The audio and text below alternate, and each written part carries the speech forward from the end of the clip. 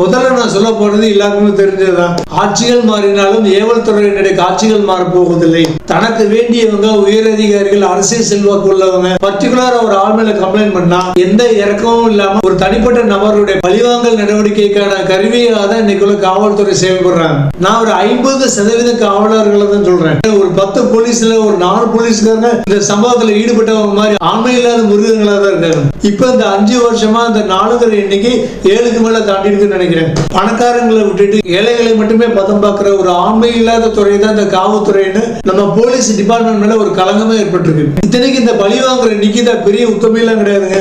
இவன் மேல 2010 ஒரு போர்ஜரி கேஸ் ஃபைல் ஆக வேண்டியது இது வரைக்கும் மேலெடுத்து போறதுனால அந்த போர்ஜரி கேஸ் ஃபைல் ஆகவே இல்லை. அது மட்டும் இல்லாம இந்த பொம்பளைனால பாதிக்கப்பட்டவங்க ஏழைங்கிறதுனால போலீஸ் ஸ்டேஷனுக்கும் போல கோர்ட்டுக்கும் போல.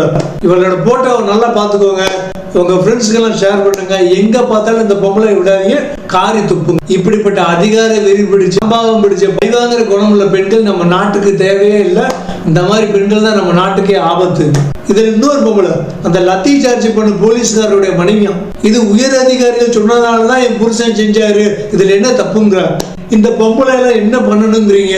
உயர் அதிகாரிகள் சொன்னதுனால இவளோட புருஷன் இவளோட தம்பியை இப்படி தூக்கி போட்டு அடிச்சு ஒத்துக்கிடுவாளா? இல்ல நாளைக்கே அதிமுக ஆட்சிக்கு வந்து உதயநாவ 1000 கோடி ரூபாய் வழக்குலையும் போதைப் பொருள் சப்ளை வழக்குலையும் காதர் பாஷா வழக்கு இப்படி எல்லா கேஸையும் அவர் மேல போட்டு அவரை விசாரணைங்கிற பேர்ல போலீஸ் தூக்கி போட்டு அடிச்சுட்டு அடுத்து வர்ற முதல்வர் நடந்தது நடந்து போச்சு, நடக்காதது உட்கார்ந்துட்டு போச்சுன்னு வருத்தப்பட்டு ஒரு 5 கோடி ரூபாய் தூக்கி எரிஞ்சா இப்போ உள்ள சிஎம் ஒத்துக்கிடுவாரா? இவங்களுக்கு வந்து ரத்தம், நமக்கு வந்து தக்காளி சட்னியா?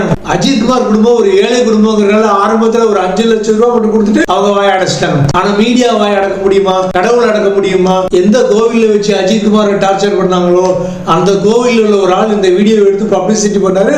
அதுதான் கடவுளுடைய சக்திங்கிறது. இந்த வீடியோவை எடுத்த ஒரு பேர் பாருங்க, சக்தீஸ்வரன். சிவன் சக்தி ரெண்டும் சேர்ந்த தருணம். நீங்க என்ன நாத்திகம் பேசி பெரியாரிசம் பேசி தப்பிச்சாலும் சக்திக்கும் ஈஸ்வரனுக்கு முன்னால உங்களால ஒரு மயிரை முடுங்க முடியாது. ஒரு வீடியோவை வச்சு உங்களை அப்படியே சரண்டராக வச்சுட்டாங்க பாத்தீங்களா? அதுதான் சக்தி ஈஸ்வரனுடைய மகிமை. அந்த சக்தி ஈஸ்வரனுக்கு முதல்ல பாராட்டுகளை தெரிவிச்சுக்கிறோம். சரி, ஏற்கனவே சொன்ன மாதிரி 2020 சாத்தான்குளம் சம்பவம், அப்ப அதிமுக ஆட்சி, இப்ப திமுக ஆட்சி. ஆட்சிகள் மாறினாலும் போலீஸினுடைய காட்சிகள் மாற போவதில்லை. இதுக்கு என்ன பண்ணணும்? இனிமே இதை பத்தி நம்ம புலம்பி என்ன பிரயோஜனம்? இனி நம்ம அப்படி புலம்பணுமா? புலம்ப கூடாது. நாளைக்கு உங்க வீட்டுல போலீஸ்காரங்க வந்தா, உங்களுக்கு போலீஸ் ஸ்டேஷன்ல இருந்து அழைப்பு வந்தா நம்ம என்ன பண்றது? அப்ப இதுக்கு சொல்யூஷன் காண போறது யாரு? நீதிமன்றமும் மக்களாகி நீங்களும் நினைச்சாதான் இந்த மாதிரி கொடூரமான சம்பவங்களை இனி நடக்காம தடுக்க முடியும்.